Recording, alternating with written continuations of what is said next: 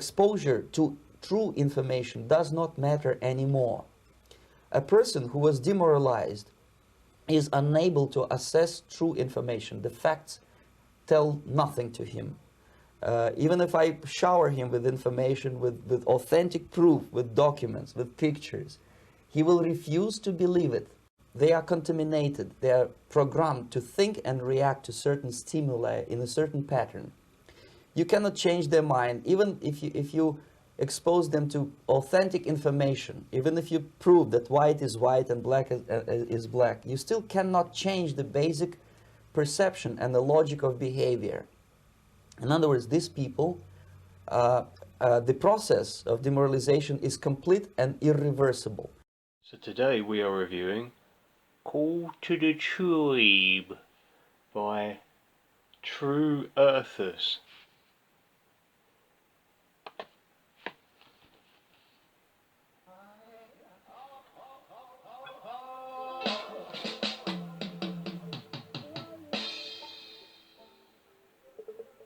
That day, I called to the tribes, to the surface people, the people who were with the revolutionary dog warriors. It'd be a weird start, wouldn't it? It sounded like a seal or something. Oh, oh, oh, oh, oh! Let's listen.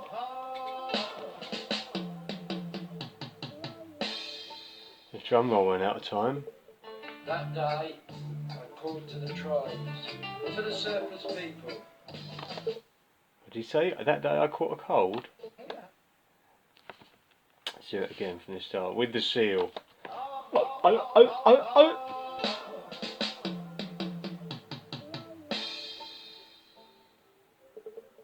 That day, I called to the tribes. Oh, that day I called to the tribe. The people who were with the revolutionary dog warriors. The people knocked down in the beanfield. Those at the Stony Cross, up Whitehorse Hill, the Collier near Bristol, in the conspiracy squats, countless fields and buildings with big, open spaces.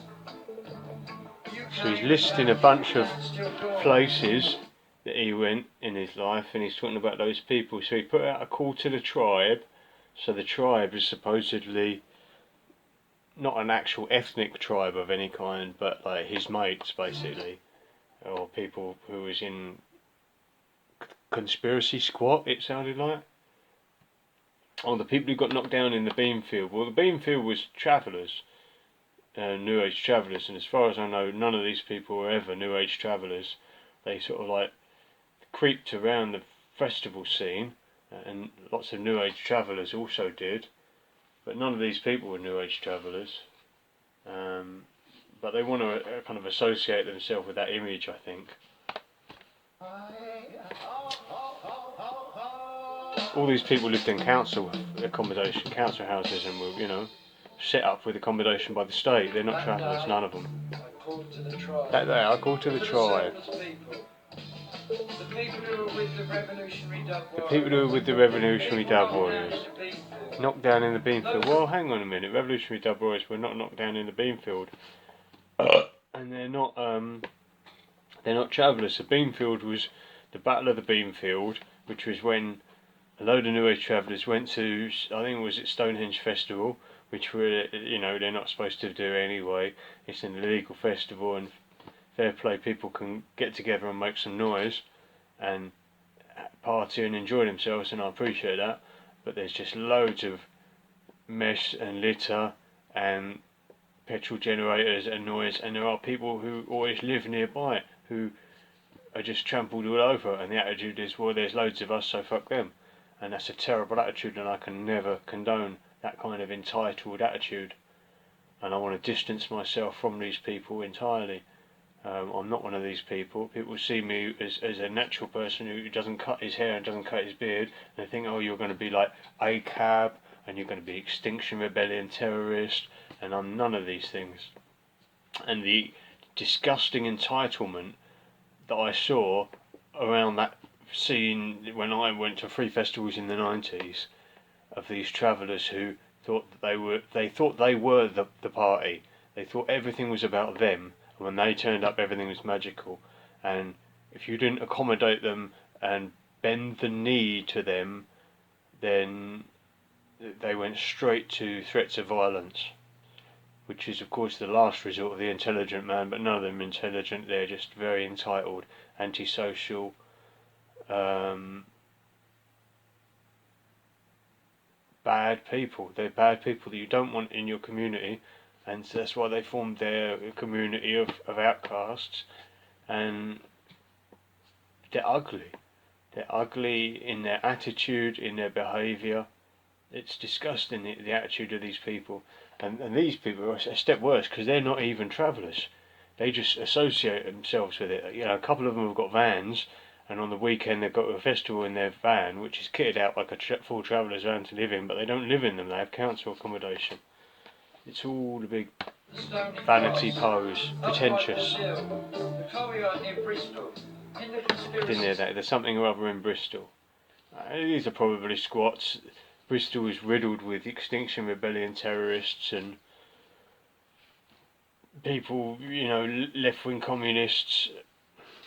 They're disgusting people, really. Bristol, they should just build a wall around it and turn it into a big open prison like Escape from New York. Squats. Countless fields and buildings with big open spaces.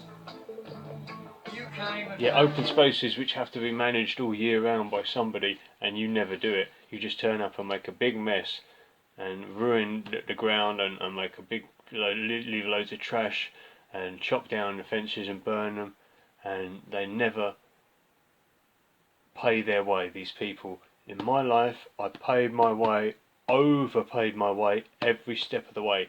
And this is the thing with these people, they're all grasping and entitled and they never pay their way. And that's not just travellers in general, not all travellers, but many of them, but particularly this little group of Hungerford, Newbury, Coterie,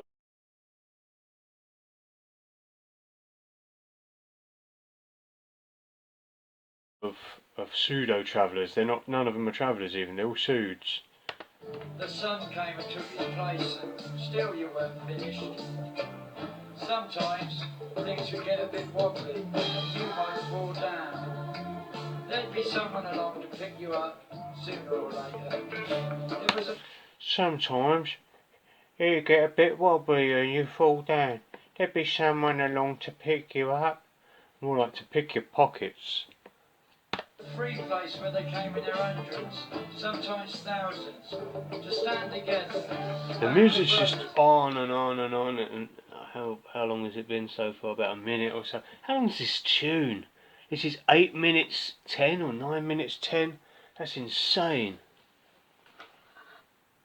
8 minutes 10. Sisters. Better be a guitar solo or something. The Blimbus, the Brew Crew. We did not agree. The Brew Crew. The Brew Crew, they were the worst. Alcoholic special brew heads who just gave nothing. They bring and give nothing, and they only take and destroy. They are like orcs. They are like subhuman. The Brew Crew, he's talking about a group of travellers that were drunk all day, every day, and were the most obnoxious, disgusting people, and they ruined everything everywhere they went.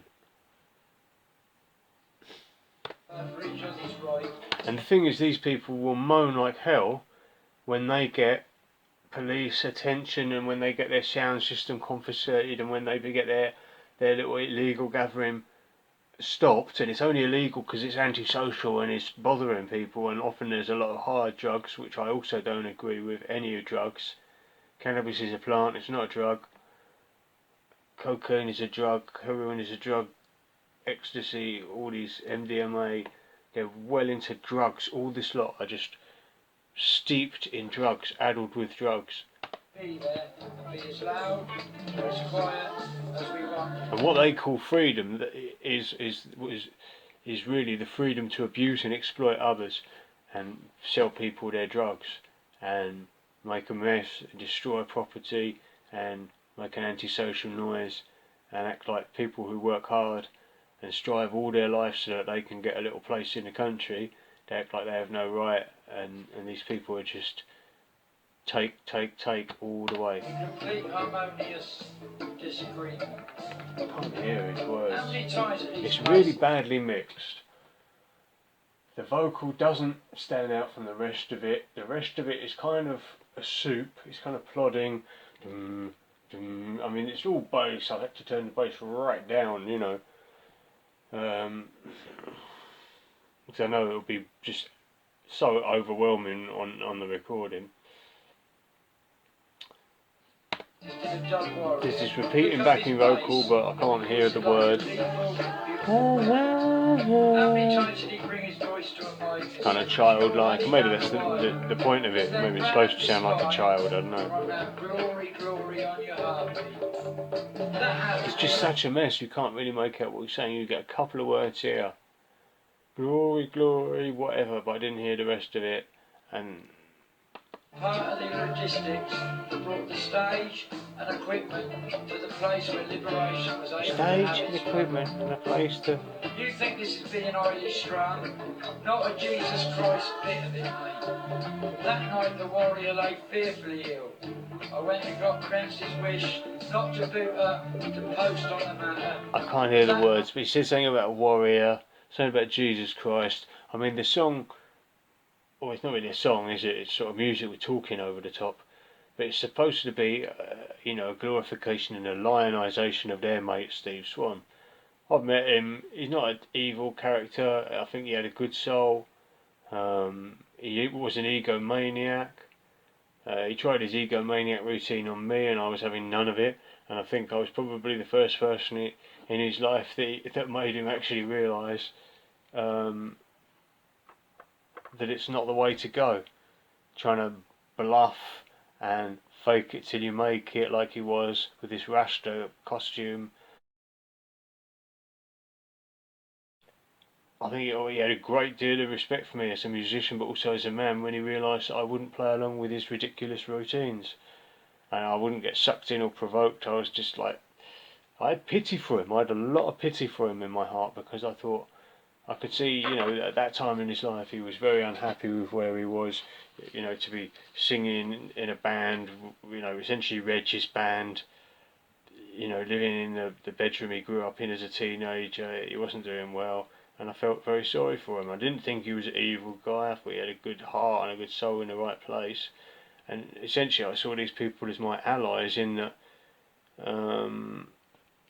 I thought that they were genuinely decent, community-minded people who didn't believe the propaganda from the government. The truth is, they don't believe 10% of the propaganda, but 90% of it they do believe.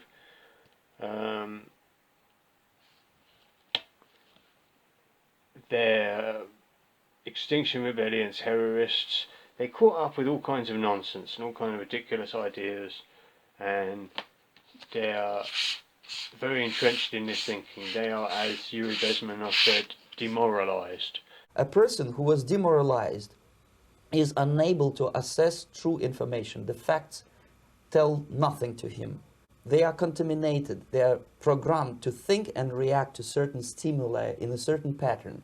That doesn't mean that you have low morale in a militaristic sense of the word.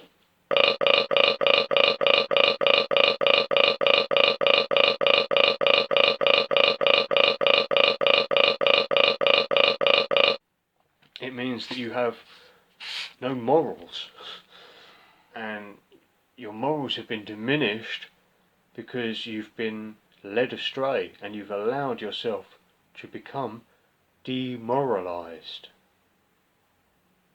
These people, the process of demoralization is complete and irreversible. Needed to try. That night to somehow, somewhere reach inside to be with the God warrior. So I said, pray ourselves and bring forth the power that makes us the tribe we are, to avail the Creator to guide him on his way.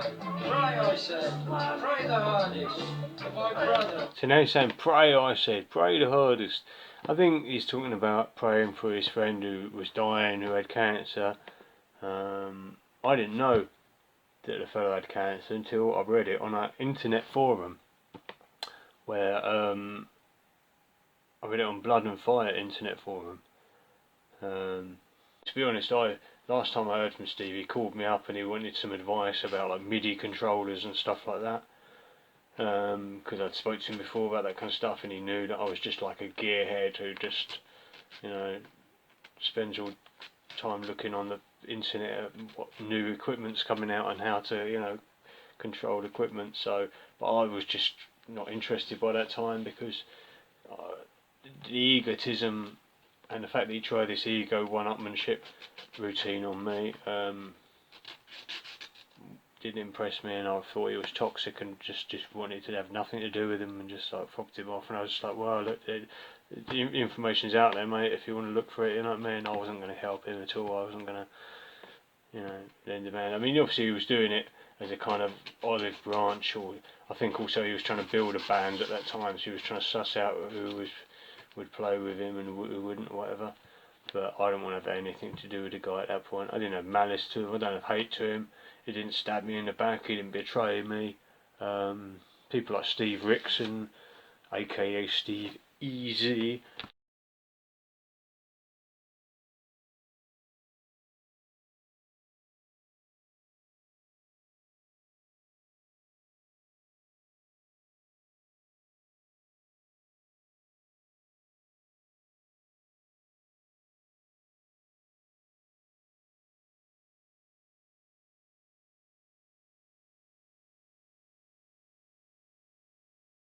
he betrayed me, he stabbed me in the back, you know, a few times.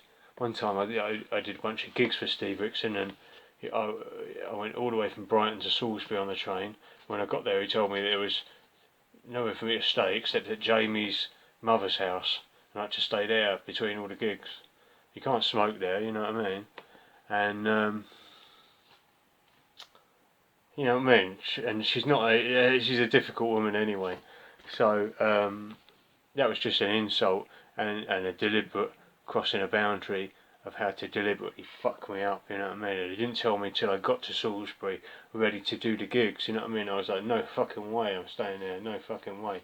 In the end, Reg ended up like tagging along, mixing on some gigs. He was there in Bristol, can't remember where else. Bristol gig was a fucking joke. So I ended up staying at Reg's for those gigs anyway.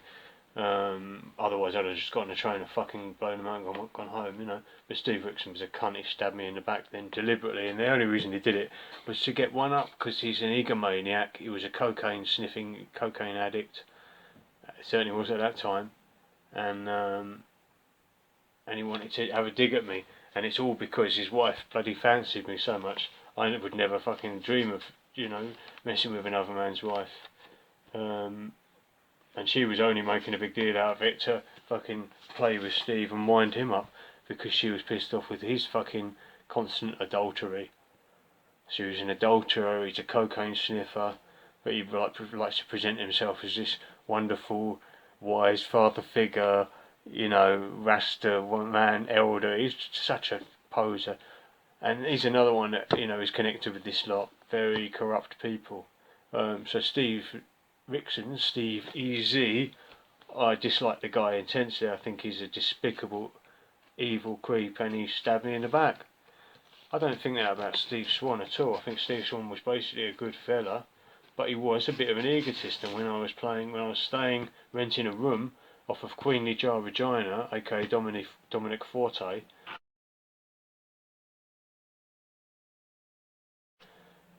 Matty, Steve's son, was renting a room now.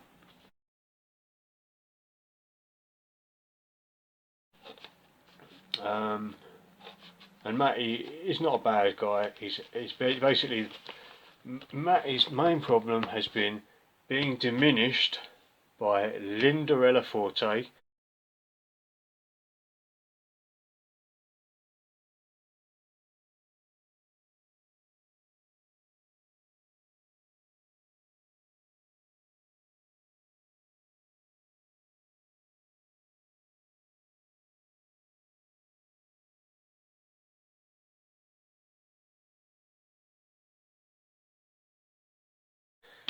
and Queen Jar Regina Forte.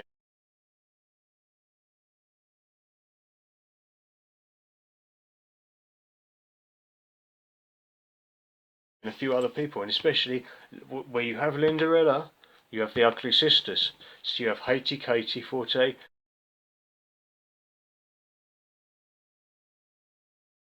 and Bob Marley Ford Cortina.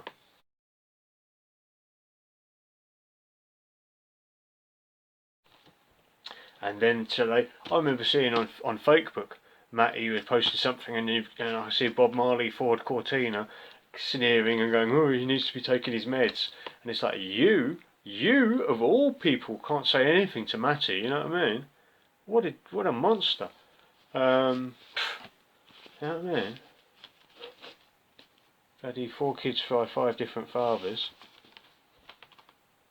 Anyway, she had nothing to redeem herself or earn her place on this earth.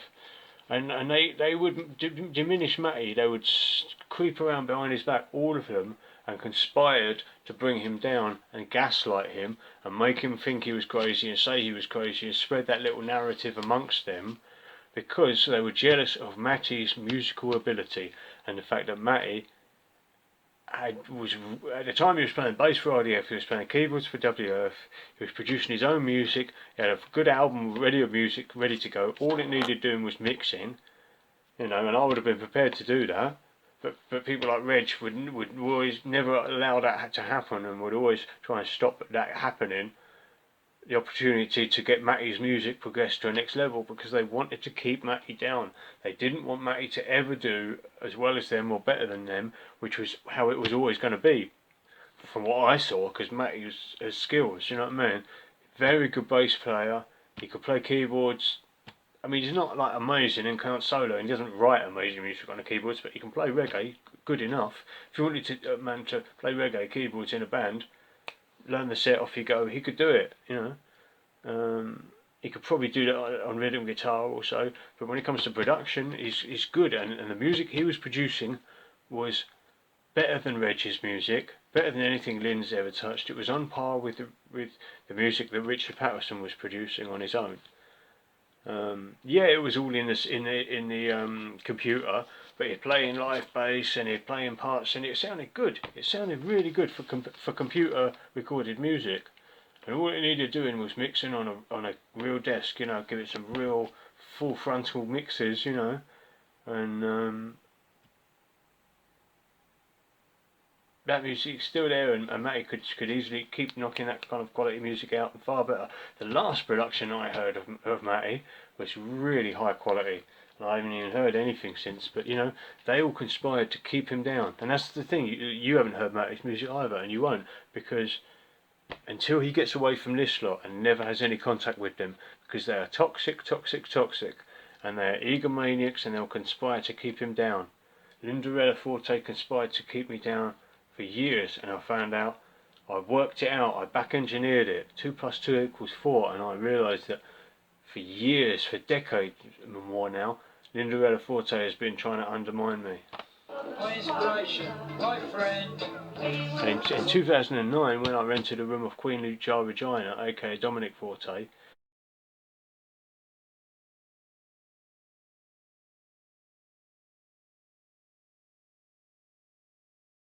the brother of Linderella Forte, in the room that in a room in the house that was gifted to him by his parents, detached house.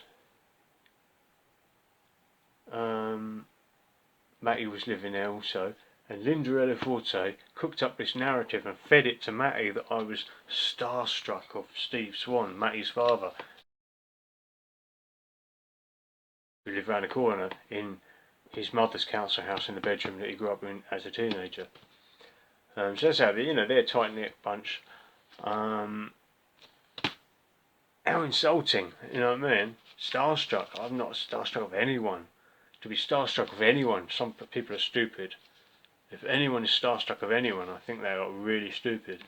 And if you look at people like Queen Jar Regina, look at their Facebook, there's loads of pictures of them posing with Jamaican singers and Jamaican reggae musicians, all starstruck, you know, wanting to get oh, there's this man who did this record, I'll get a photo with him. I've never ever done that in my life, you know what I mean? When I went to Jamaica, I went there with singers, and we went and stayed at a music festival. And we were at a music festival, so there was loads of singers there, and they all wanted to get photos with him, and I'd just take the photos, and I didn't want to get a photo with these singers for any reason, you know what I mean? Why do I want to get a photo standing next to some man, you know what I mean? I'm not deferential like that. I don't defer and give my power to other people like that, and invest, you know, my emotions into other men like that. That's not who I am. And I certainly wouldn't be starstruck with Steve Swann, because, like, for a start, he's not a star. Is he really? You know what I mean? He's a star to them in their little coterie.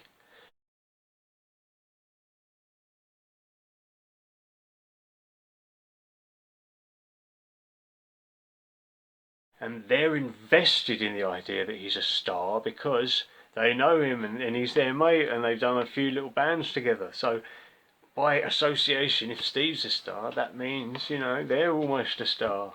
This is their way of feeling one up, of feeling less shit about being so shit. And they get these feelings. I tell you, I never got this off one man who is formidable, remarkable, you know, extraordinary, outstanding. Not one person like that has ever had a problem with me like this. It's always weak, cowardly, pretentious posers like Steve EZ, Steve Rickson. EZ, what does that even mean? EZ. Steve Ez. It's Ez. We don't say Z in this country, we say Z. So it's either Steve EZ or it's Steve Ez. But EZ doesn't mean anything. Oh, you EZ, like EZE. Are you a rapper, are you? How fucking ridiculous, you know, what a fucking child. With his name, Steve EZ. Yeah, man, I'm a DJ. EZ. How fucking pathetic. No wonder he ended up with a fucking cocaine habit. Cocaine is for people with low self-esteem, and rather than making changes in themselves to get real self-esteem and real confidence, they get false confidence from the drug. And this is why Stephen Rickson felt threatened by me and sought to diminish me and make snide insinuations and try and fuck me up and stab me in the back at every opportunity. Didn't you, Steve Rickson, you pathetic little creep? And a bunch of them are like this, you know what I mean? A bunch of them are like this. Linda Forte was feeding this creepy narrative to Matty to try and undermine me. And one night Matty, he's come back from being around at Lynn's with his mate, some weird kid, and then this weird kid, he's gone to me, he's going, oh, you were starstruck when you met Steve, weren't you? I was like, I actually laughed. I was like, starstruck, you know, Steve. And he goes, oh, come on, admit it, admit it. I was like, what? Admit it? What the fuck?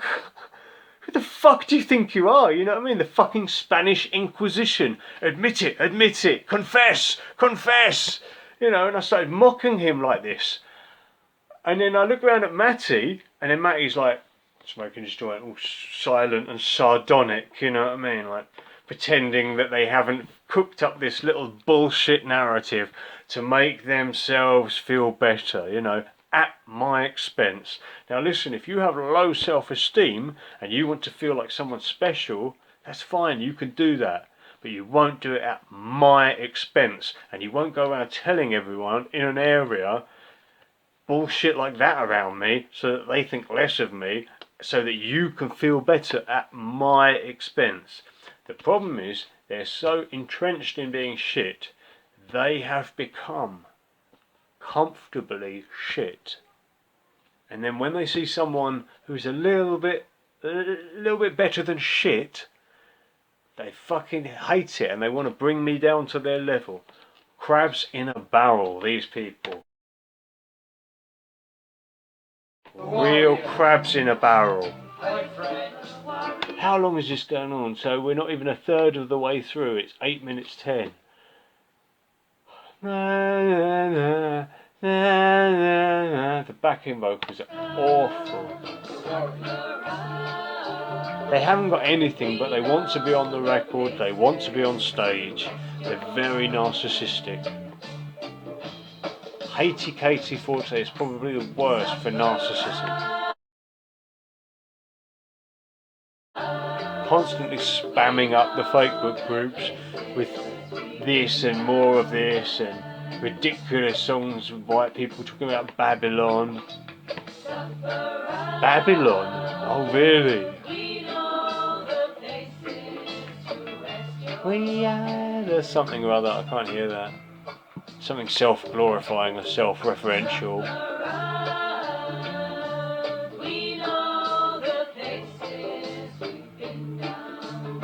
Can't make it out. We are the something.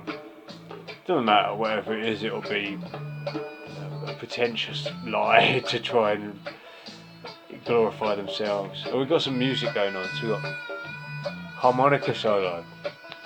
Alright, let's have some volume for this. Now the blah blah blah blah blah stops. Blah blah blah blah blah blah. No more blah blah blah. No more blah blah blah. No more blah blah blah. No more blah blah blah. No.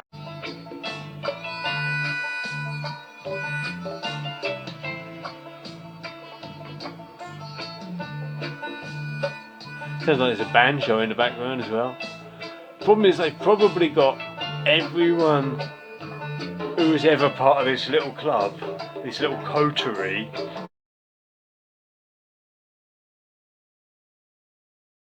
to play on it.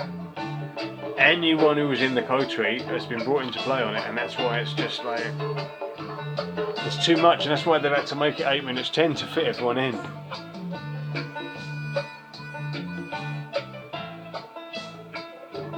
The banjo's novel though, at least that's something different, and that's like the best thing on there. Sloppy drums to the percussion, but they've probably got like a bunch of them doing it. There's probably too many people doing it.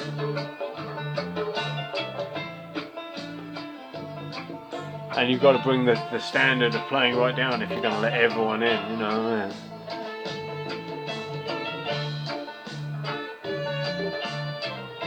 Ooh, is that saxophone? Honky. Oh, oh, oh. Sounds pretty bad.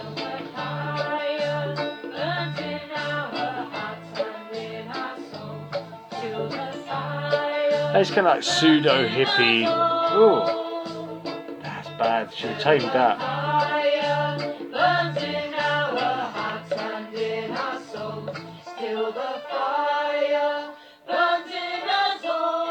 Really harsh, the mids. Feel the fire burning in our heart and in our soul. Feel the fire. Can you make out the last bit? There's a bunch of them singing, so it's all been a fun exercise for them to all to get together. It's, and that's more important than the music, I guess. I understand that,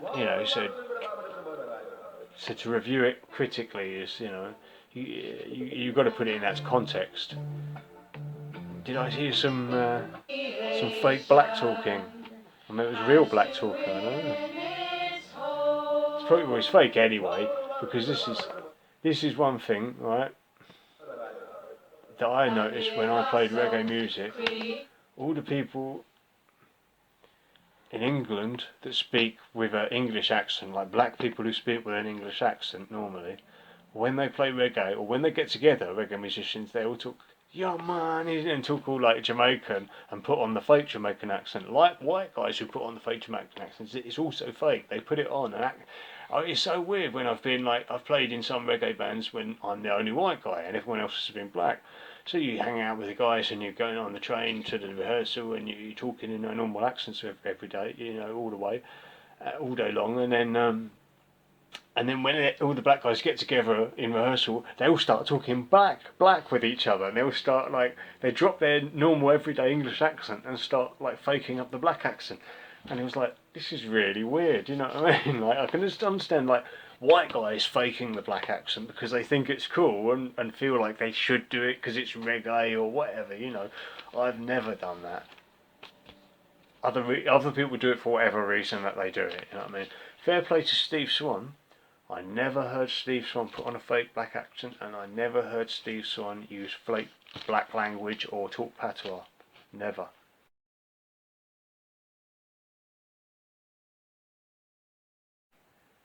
I didn't think his vocals with Revolutionary Double O's were very good. I thought Revolutionary Double O's were good when I first heard the tape. Richard Hindle gave me a tape. He was a big fan of them. That's the thing. I was never a big fan of them. Richard Hindle was the fan of them. And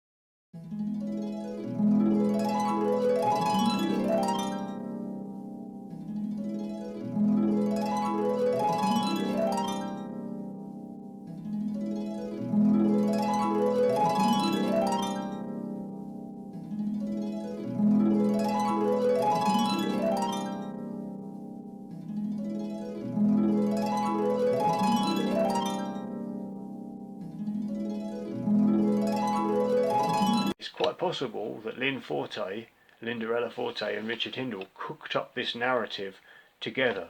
The thing is, the reality is that Richard Hindle was the one who was really a fan of them, not me, you know. Out of the three bands, RDF, Revolutionary Double O's and Dub the Earth, I thought Dub the Earth went the better musically, but they were my favourite because they didn't take themselves seriously.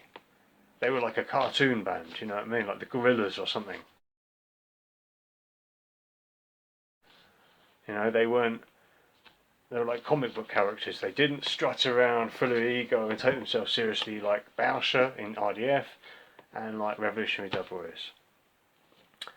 They weren't, you know, like WF got together and they had fun and they jammed on stage and just spaced out Hawkwindy kind of dub reggae jams. You know, Revolutionary Double O's were good musically because they had Patterson writing all the music and Steve wasn't really a big musical influence. He just did very simple bass lines, very stodgy. Matty said that he used to call it square. He likes everything that sounds square, but square means the drums go boom, boom, and the bass goes dum, dum, dum. And I understand that. You know, it's like a matrix to set yourself. It's like to say, okay, this is the limit for what I think I can manage, and I can probably get to there, but I probably can't get further than that. So I'm going to set this as a box for me to live in, a little matrix, which is the limitations of my capabilities, and I'll exist within that, and then I'll be the best at that, and I'll rule that like a king, you know, and I'll never try and go further than that because then I can never fail. You know, this was the attitude I think we're doing this kind of such a rudimentary form of music and just keeping it within those strict parameters, because these lot base their sound on Mad Professor early albums, Dub Me Crazy albums, Jar Shaka albums of that time in the 80s, Coronation of Dub, stuff like that. Now most of the music on those albums was done by one man, Black Steel.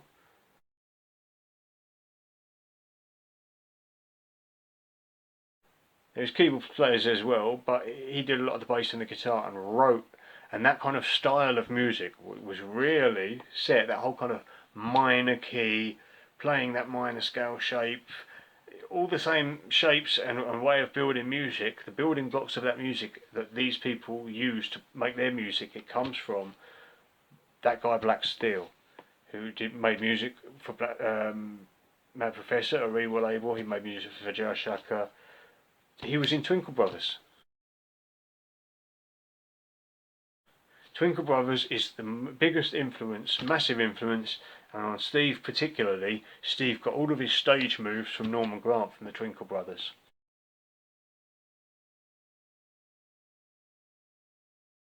You could see it. You can just see it. You can see where he's taken it from. It's so clear as day.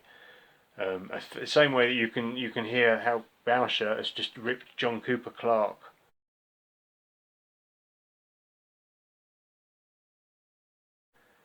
style and just thought, oh, okay, I'm just going to talk this over reggae in the way that Linton Kwesi Johnson talked over reggae.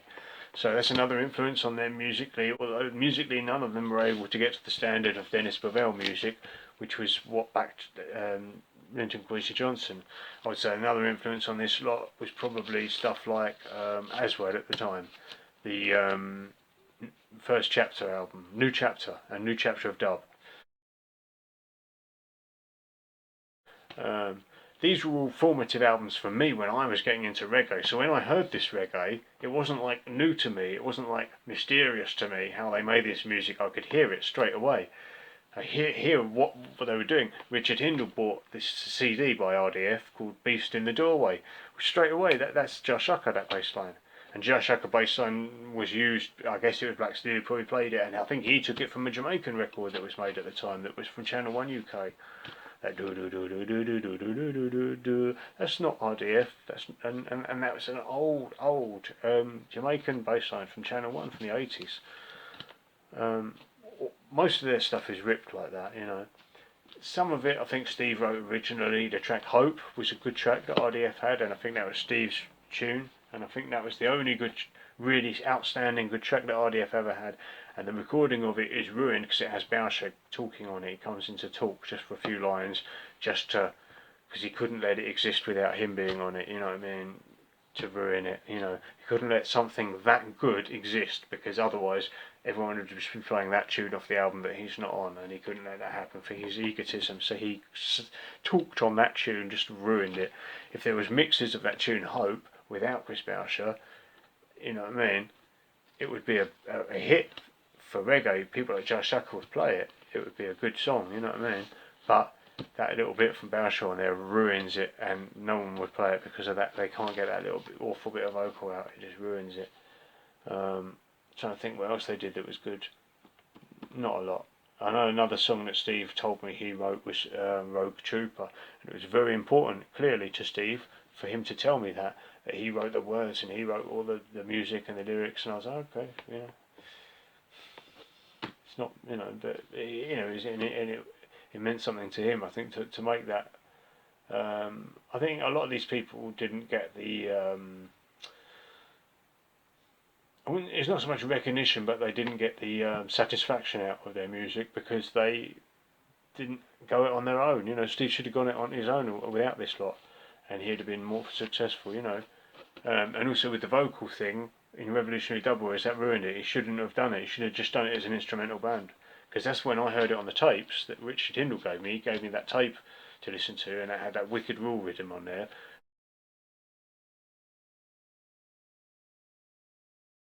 Which incidentally I thought was Reggie's rhythm, but it's not Reggie's rhythm at all. It's Martin Campbell wrote it. Martin Campbell wrote it, the whole thing, the bass line, the chords, the arrangement. It's Martin Campbell music. I thought that was an original song, and I liked that, and I liked hearing them playing that live with a guy mixing it on the desk. You know, that was like, this band's great, you know. And then they were good live, but more and more he was putting the vocal in. More and more he was wanting to be the pop star, and that took over.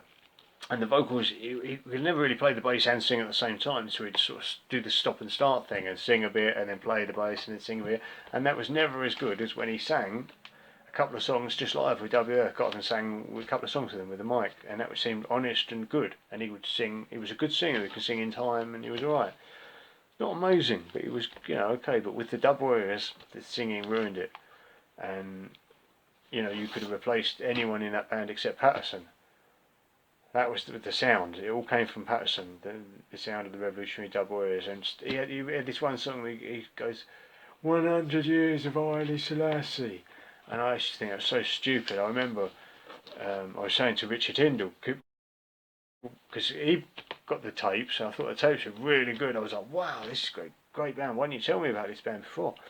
And then Richard Hindle got the albums, and I thought the albums were okay, but it was sort of the same songs but mixed by Sherwood, and it was really with the over heavy saturated with Sherwood sound, so it sounded more like the Dub Syndicate stuff at the time, and I like the tapes because they were more original. The Revolutionary Double Raw tapes had more originality because they had a different guy mixing who had a different, way to doing it to Sherwood. So it had some novel value there. But the albums had more and more singing on, and I said to Richard Hindle, I thought, it ruins it. And for me, the vocals ruin it. And then he goes, "When I did this, I used to nasty," and sort of like mocking it. And I was like, yeah, it is, mate. That is, that's what ruins it for me. I don't think Steve was an evil guy, but I don't think he was great. And I think these people, and this track in particular, is an attempt for them to turn him into their own personal Bob Marley.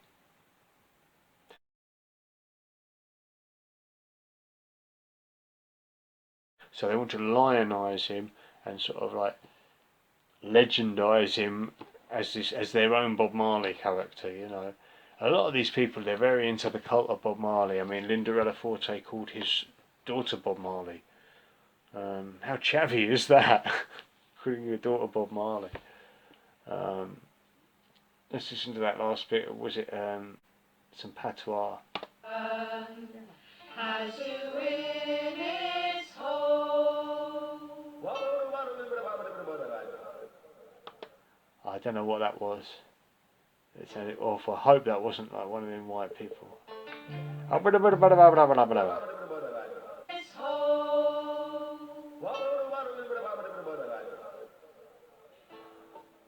Pretty cringy. Oh right, so reprise. There's a couple more minutes of this to go. There's not a key change or anything.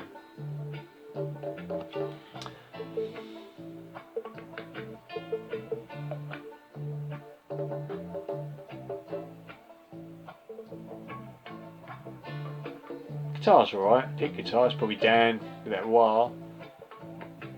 Nice a bit of wah. Banjo sounds alright.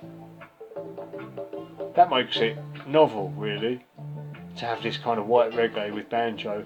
And I think if you're going to do white reggae, you might as well make it capitalise on your whiteness, so fill it with folky banjo. And I mean, how can these people get so offended when I say it's white reggae? They get so offended. And it's like you've got all that pseudo hippie, pseudo Glastonbury singing, you've got banjo, you've got a white bloke talking. I mean, how is this not white reggae? When I do a tune and I think it sounds like white reggae, I slap on the folky guitar and I slap on the tin whistle and it's alright, let's make it white reggae. And I'm like, okay, there's a couple of tunes I've done which I'm like, that is white reggae. There's no way you can tell me that sounds black. Some songs, they sound black, or they sound like that music, they sound clearly influenced by and copying black music. But some songs it's like, no, that guy's not trying to be black there, he's like putting guitar solos on there and all kinds of shit, bass solos. Who puts a bass solo in a reggae tune, Only white people.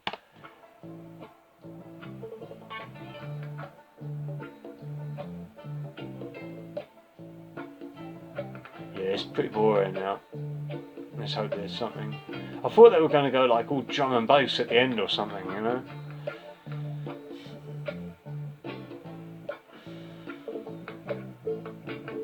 It's just way too long. I think they just wanted to get all their mates in there, that's why it had to be so long. I hate that kind of djembe playing when they're trying to play like pseudo akete, pseudo rasta akete drumming, but they do it on a djembe. It just doesn't work.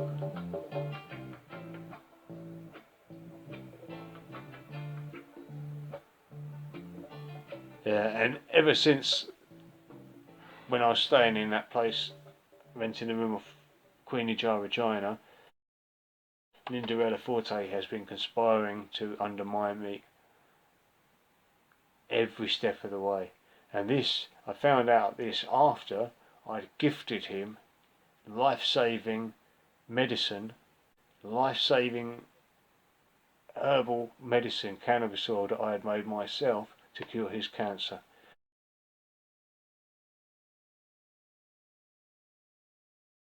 you know what I mean? Think of the value of that. You say you can't even get that. I gave him quite a bit, and it was very high quality, and I needed it for myself. And the only reason I had it was because I made it for myself.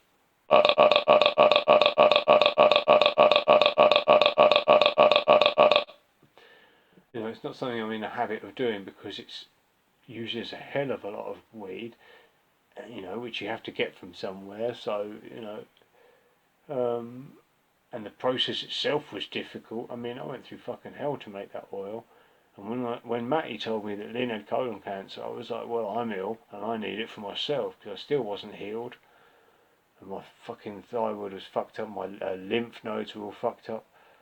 I was healing myself, but Lynn is old and weak and frail, and I thought, well, you know, I'll do a good thing for him because Lynn had, I thought, helped me out because he'd stored some of my stuff when I was homeless, and he'd done a few things like selling stuff for me, but I'd overpaid him for that. I'd overcompensated him for that already. I gave him like a rack case to put all the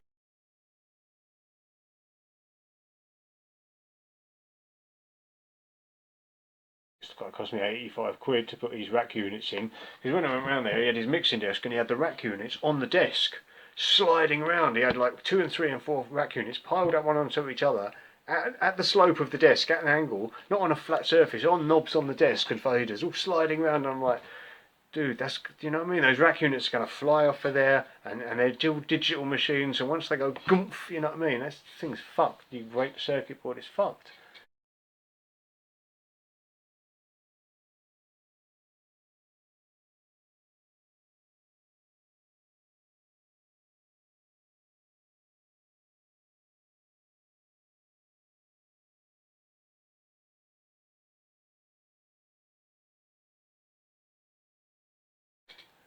You know, so I gave him the fucking a 4 unit, you know, hard rack case, you know, with the bolt on front and back and everything. I gave him load of shit, and I gave him this medicine, you know what I mean? Another time, way after that, I gave him this medicine, and then I found out that behind my back he'd been diminishing me for years, telling everyone to call me a name that isn't my name, trying to stop me basically start my life again, trying to stop me from being able to manifest my life and begin my life again. And I had to cut out all the toxic people from my life to start my life. And then Lynn was one of the few people who I thought had some integrity, you know. But I realised he has no integrity, Lindarella. It's all virtue signalling, all this posting about Israel. He doesn't even post anything. It's all reposts. It's all reposts of something somebody else posted. So he's not even taken the time to actually research it or actually have an opinion. He can't actually articulate an opinion. You see these long rants about Israel, and he didn't even write it. It's just a repost of something else that someone else said. And he's never ever actually posted anything. And in all these decades of reposting stuff on Facebook, he's never made life better for a single Palestinian. So what's the point in doing it? It's virtue signalling. Same with all this pathetic posting about Assange, you know what I mean? It's like it's virtue signalling. It doesn't make a difference. It doesn't do anything. And they are deceptive and they are fake, and they hide behind the virtue signalling, but they are the most wicked and grasping. A lot of my property was stolen. Before the light bulbs, incandescent light bulbs got outlawed in this country, so we're going back a few years, going back over a decade now. And when you know the European Union ruling came in that you could not have incandescent light bulbs in this country anymore, you couldn't buy them, I stocked up, didn't I? So I had about 100 incandescent light bulbs stored, and then when I became homeless, where did I put them? I put them in Lindarella Forte's loft. Well, they all disappeared, they all got stolen, and I bet you Lindarella Forte is still using them right now.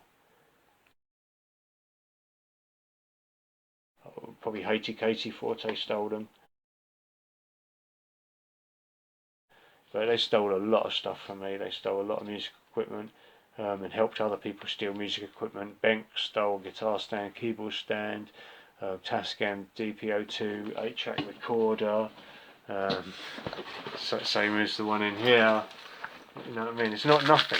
This is not nothing when people steal stuff like this from you, because it's also the one that the bank stole is half broken, and you know what I mean? I fucking use it for spares to fix up other ones like this one. You know what I mean? Ben can't use it, and he doesn't even use standalone multi-tracks like this anyway. He only uses computer recording. You know what I mean? So he can't use it. The only reason he stole it was to get one up.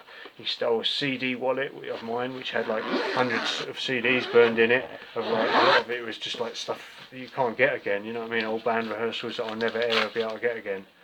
He stole like all my photographs from my life. So, you know, this isn't stuff that you can replace. This is not nothing, you know what I mean? This isn't just like a fucking 30 quid guitar stand plus an 80 quid keyboard stand, you know what I mean? Plus this, plus this. It's a lot of stuff and personal stuff that's irreplaceable. And the only reason he stole it was to get one up, because he's an egomaniac. You know.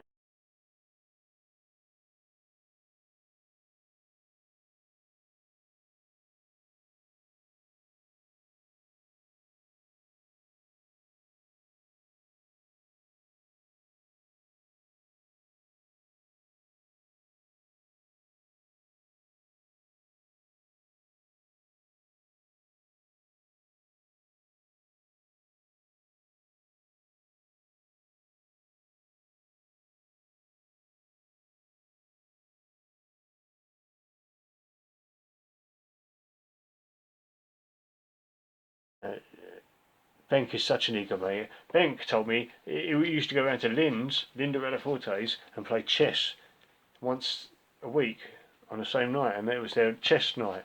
And Benk told me that, oh, I prefer playing standing up. I feel better standing up. Lynn doesn't seem to mind. I thought, you play chess standing up. So Lynn's sitting there. You go round to his house to play chess with him, and you stand up while you play chess because it makes you feel powerful. I'm thinking, wow, you know, what a cunt. What a punk move, you know.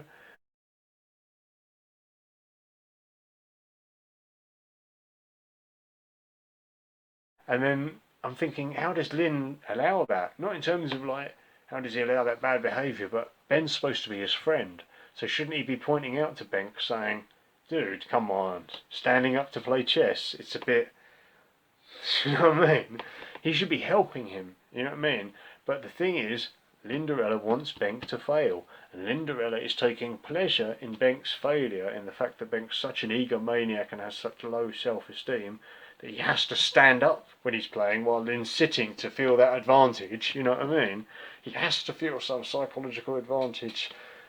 So clearly Lynn knows what's going on, and he's allowing it to happen because it just makes Lynn feel stronger. He's like, oh, if you're that weak that you have to stand up to play me, you know what I mean? And it's this adversarial competitiveness between all of these people, you know what I mean?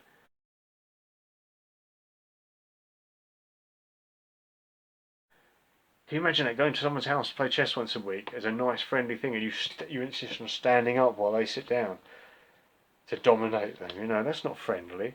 And this is the thing, these people aren't friendly, and this is, when I've been all around, lived in Southend, Kingston upon Thames, and there's a music scene in each of these places that I was involved in and connected to, you know. I lived in Amsterdam, lived in Brighton, very involved in the music scene in Brighton. I've never encountered anything like this little coterie based around Newbury and Hungerford, and it's based around Linderella Forte and Queenie Jar Regina, aka Dominic Forte. And these are the two hubs in Reggie's house in Newbury, the detached house he was gifted by his parents, and the house in Hungerford, which Linderella Forte has been gifted by the council, and he managed to cling on to that house for decades, because he was given that house purely because he was a single father. And so, you know, once Haiti Katie and Bob Marley, Ford Cortina were old enough, Lynn didn't have the right to hang on to that, how many bedroom house? 3 bedroom, at least 3 or maybe 4 bedroom house, semi-detached. It's the cushiest council house in Hungerford. It's a really good location. On one side there's hardly anyone for quite a distance, you know what I mean? They're not overlooked. They've got a big garden front, back and side. It's a very good location. And in order to hang on to that house, he manipulated things. Linderella Forte manipulated the situation so that he could become custodian of his granddaughter, Chloe Forte, the daughter of Bob Marley, Ford Cortina, so that he could hang on to that house, purely so that he could stay in that house. And then when she became 18 and he would lose that house, Katie Forte moved back into the house, because by that time she had shat a future taxpayer out of her cunt hole. So she was entitled to, you know what I mean, because of being a parent, you know, managed to cling onto that house. So they've managed to hang on to the cushiest council house in Hungerford, which they were gifted essentially. Lynn hasn't done anything to sort out housing for himself in decades, you know what I mean? So Lynn doesn't really know what it's like trying to get housing for himself. He has no idea. He was gifted this council house, and then he connived and, you know what I mean, manoeuvred things and manipulated so that he could hang on to the council house, you know what I mean? Very sneaky people. And Lynn Dorella is insane and has been trying to invade my life ever since.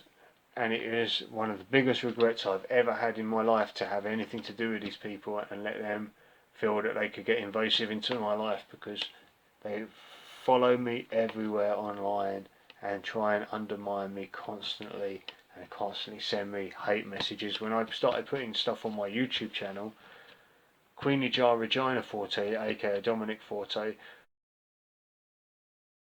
posted a comment on every video, but he did it under a fake troll account. He didn't even do it under his own name, he did it under a fake troll account.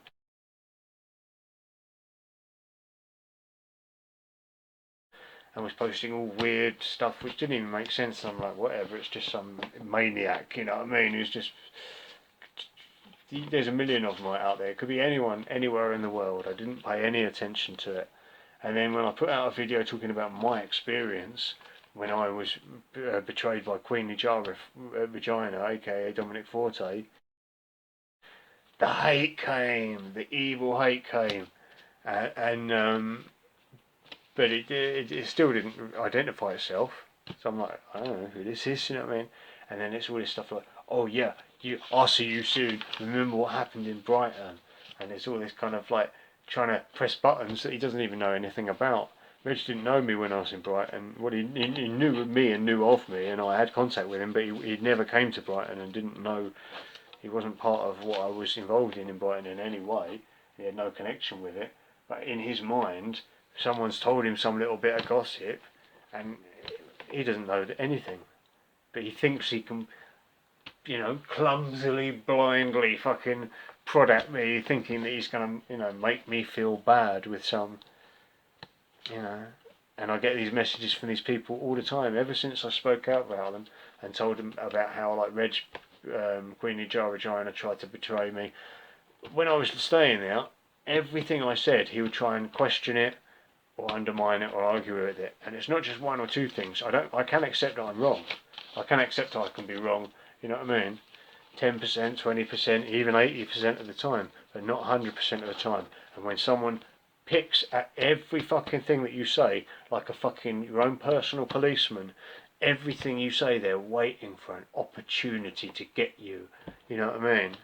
Looking for an opportunity to undermine you, plus making weird, creepy, snide insinuations. That was Reg every single day, and I was like, well, I don't have to pay to be living in a place where I'm abused every day. There's places I can go for free where I'll be abused every day. I don't have to pay to be abused every day. So, you know what I mean?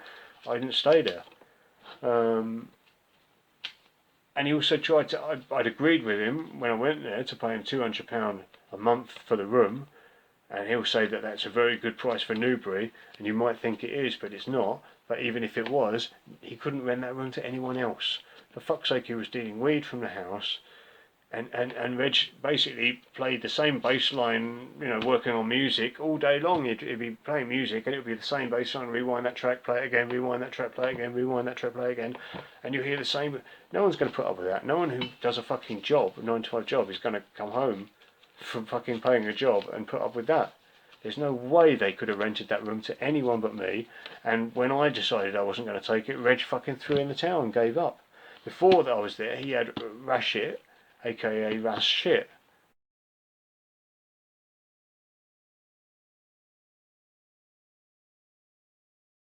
Rashid Rifat. And he was basically so weak and lost and directionless. He's like a Forrest Gump character, you know what I mean? Like a fucking feather floating on the breeze looking for something to do, you know what I mean? And bent.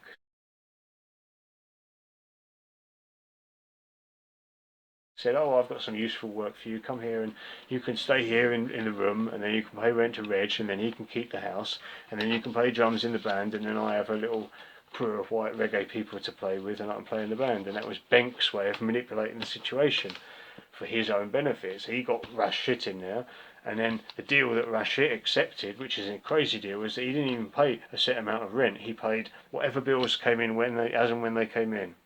So gas, electric, phone, internet, council tax, water rates, you know what I mean? And it's a lot more than 200 a month, and it's probably near a fucking 400 and more a month, you know what I mean? It's a rash shit. And he doesn't, it's open-ended, so he doesn't know how much he's paying. You know what I mean? He's just got to pay these bills as and when they come in, but he had a job that could cover it, and so he was just a resource for Benk to use and for Queenie Jar Regina to use, so that Reg could stay in that house and not have to think about it and not ever have to sort out housing for himself, you know, because he was gifted that place and managed to, you know, he had Matty in there, so he was getting housing benefit paying for one room, you know, and he couldn't rent that room to anyone else. And then and Matty was a psycho anyway as well at that time, so I mean no one would want to live in that place. It was only me who would put up with it, and once Rich decided that, you know, that he could bully me every day with his snide creeping insinuations and petty competitive one-upmanship, you know what I mean?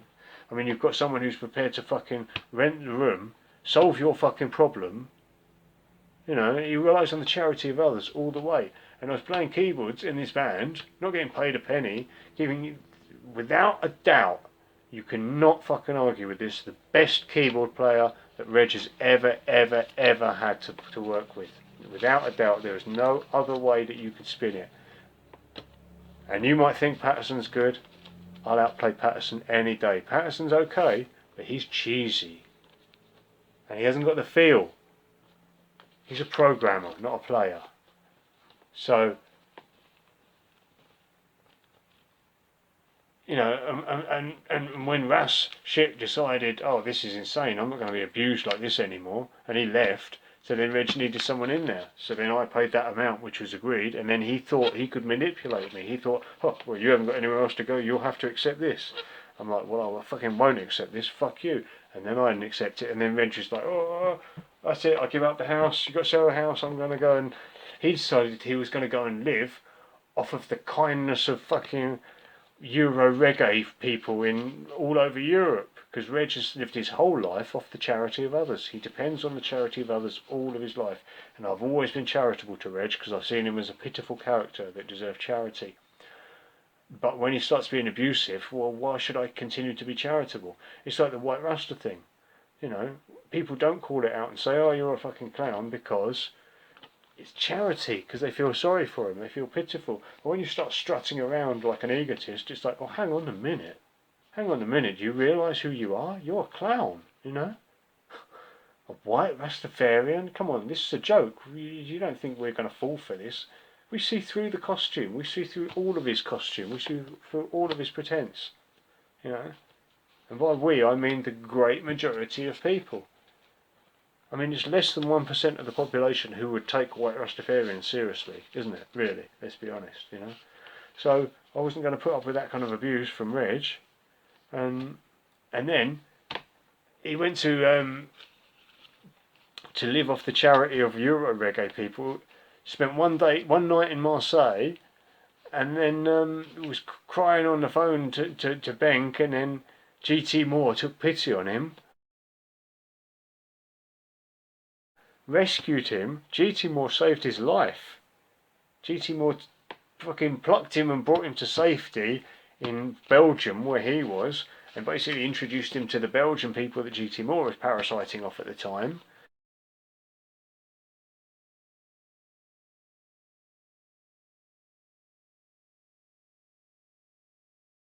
And gave Reg this whole community of Euro reggae people to live off, basically. And then straight away, Queenie Jar Regina worked to try and undermine and usurp GT Moore, betraying him for saving his life, you know. So there we go. A call to the tribe. Oh yeah, a call to the tribe. So what it's about, I've deduced, what the song is about, or the spoken word, whatever it is. The lyrics, the words are about a call to the tribe. I put out a call to the tribe. What's he talking about? He's talking about a fucking Facebook post. He put out a post on Facebook. Oh yeah, this great glorifying song talking about this glory, glory. He made a post on Facebook. And then they're writing a song about a post on Facebook.